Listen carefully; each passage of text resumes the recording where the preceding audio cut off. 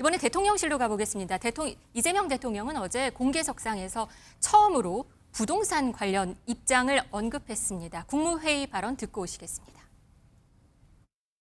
최근에 주택 부동산 문제 때문에 약간의 이제 혼란들이 있었는데, 하여튼 대한민국의 투자 수단이 주택 또는 부동산으로 한정되다 보니까 자꾸 이 주택이 투자 수단 또는 투기 수단이 되면서 주거 불안정을 또 초래해 왔습니다.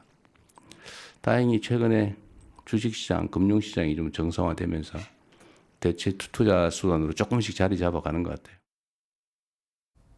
네, 최근 부동산 문제 약간 혼선이 있었다 이렇게 말을 했습니다. 아무래도 그 지난주에 발표된 주택담보대출 6억 원 그 규제의 영향인 것 같아요. 네. 약간 대통령실과 조금 혼선이 있어 보이는 모습도 그랬죠. 있었거든요. 네. 근데 네. 사실은 그 혼선은 뭐 강유정 대변인의 혼선이었고, 용산과 그 금융위의 혼선은 저는 없던 것으로 파악을 했습니다. 네. 대변인이 좀 약간 혼선이 있었던 것 같고요.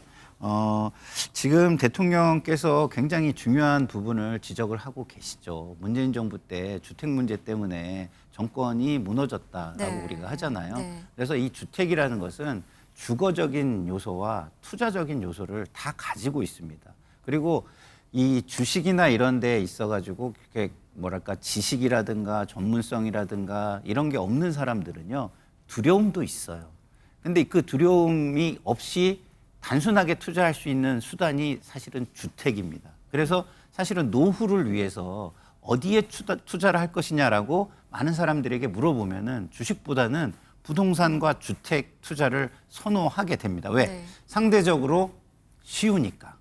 그래서 하게 되는데, 그런 부분이 주거 불안을 또 야기할 수 있는 부분이 있잖아요. 그래서 이것을 주거를 위한 주택으로 만들고 투자는 주식이나 어떤 산업적으로 좀 돌려줄 필요가 있다라는 말씀을 하고 계시는 거고요. 네. 그러려면은 이게 노후를 또 보장할 수 있는 수단으로 자리를 잡아야 되잖아요. 그러려면 노후의 안정적인 어떤 배당 같은 것도 받아서 노후 생활을 하고, 그다음에 나중에 매각할 때 그 양도 차익을 통한 또 이익도 어느 정도 보장이 돼야 되는 부분이 있기 때문에, 그런 부분에 있어서 지금 현재 주식을 투자 대체 수단, 주택의 투자 대체 수단으로 만들기 위한 노력을 하겠다라고 말씀을 하시는 것이고, 이번에 발표된 규제 대책은 부동산이 너무 급하게 상승 기미를 보니까 일단 그 불을 끌 필요가 절대적으로 필요했다. 그리고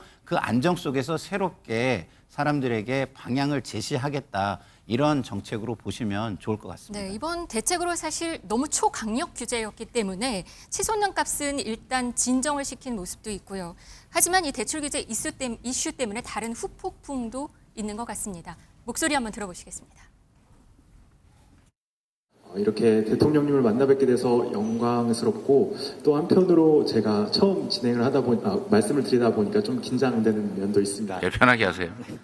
형이다 이렇게 생각하고. 하여튼 우리 국민들께서 이제는 주식 투자를 통해서 중간 배당도 좀 받고 생활비도 좀 할 수 있게, 이런 부동산 내 버금가는 대체 투자 수단으로 좀 만들면 뭐 기업들이 자본 조달도 좀 쉬울 거고, 좀 대한민국 경제 전체가 선순환되지 않을까. 그 핵심 축에 하여튼 증권 시장이 있습니다. 우리 국민에게는 날벼락 대출 규제를 단 하루 만에 시행하는데, 정작 중국인을 포함한 외국인들은 대출 규제를 받지 않습니다. 형평성 없는 자국민 역차별에 국민들이 분노하고 있습니다. 김민석 총리 후보자가 현금 6억쯤은 장롱에 가지고 있으니 대출 규제를 6억 원으로 해서 현금 부자만 부동산 취득하게 하는 것 아니냐, 이런 대출 규제가 말이 되느냐라는 그런 이야기가 나오는 거 아십니까, 여러분? 네, 지난달에 이재명 대통령이 한국거래소를 방문해서 코스피 지수 3,000포인트, 5,000포인트 가까이 하겠다라고 했던 말 같이 들어보셨습니다. 근데 이번 대책에 대해서 국민의힘 목소리는 좀 다른데요.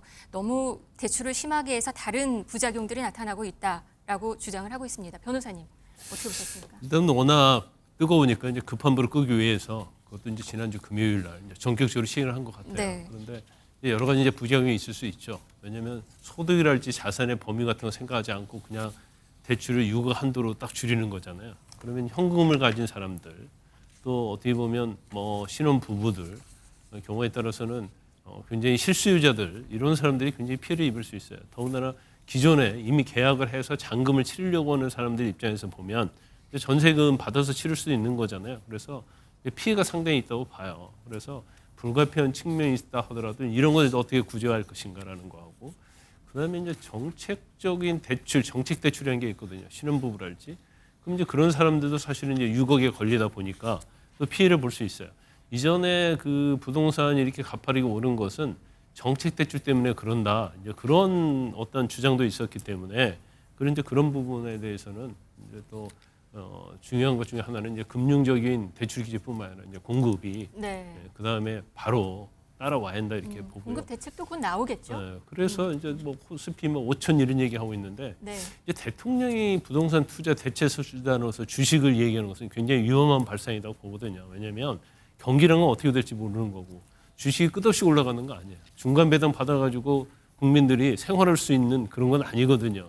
그래서 대체 수단 얘기를 하는 건 되지만 주식을 얘기하면서 하면 주식에 희망을 불어넣는 거고 만약 이러다가 경우에 따라서 이제 블랙스완이라고 뭐 9.11 테러랄지 이런 거 나버리면 주식이 폭락해버리거든요. 아무리 국가가 어떻게 보면 상장 기업들을 갖다가 레벨업 시키려고도 사실은 그런 것들이 한 방에 무너질 수 있기 때문에 주식을 구체적으로 지목하면서 투자 대체 수단을 얘기하는 것은 제가 볼 때는 상당히 위험한 이야기다. 이렇게. 자금이 주식시장으로 유입되면 기업들은 좀 자금 조달이 수월해지니까 결국 투자로 이어지고 선순환이 될 수 있다는 그런 청사진을 그릴 수 있는 것 같긴 합니다.